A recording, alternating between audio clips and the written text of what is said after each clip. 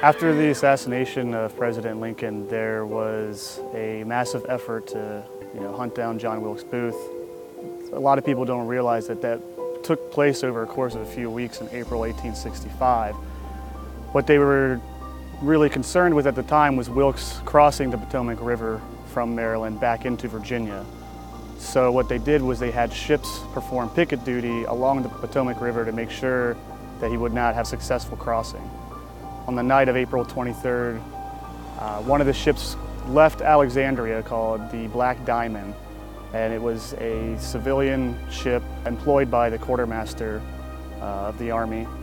And they went down the Potomac performing picket duty when they collided with a transport ship called the Massachusetts, who was transporting about 400 prisoner of war at the time.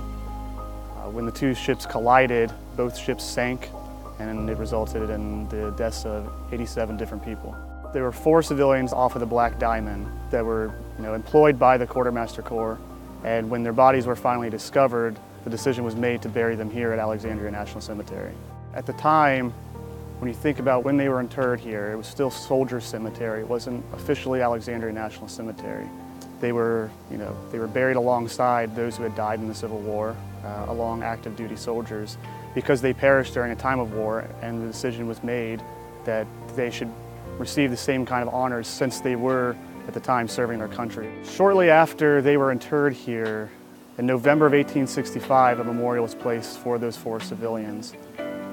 Over time, the condition of that memorial deteriorated, and in 1922, the U.S. government chose to replace it, and that is the one that's still here today. The massive event of John Wilkes Booth finally being killed while he was trying to be apprehended, that obviously dominated the news at the time for weeks, and so the story about what happened in the Potomac River was just so overshadowed by it that it kind of got lost. The NCA has many efforts, one of which the program I'm part of, the Veterans Legacy Program.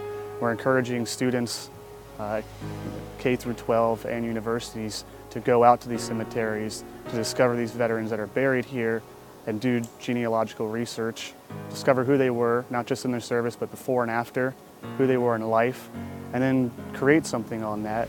Anytime we talk about these people again, it's almost like we're bringing them back to life. We're honoring them, not just their service, but their life. And they're not just names on grave markers. Learning what they did, that's how you honor them, and that's how you keep them alive today.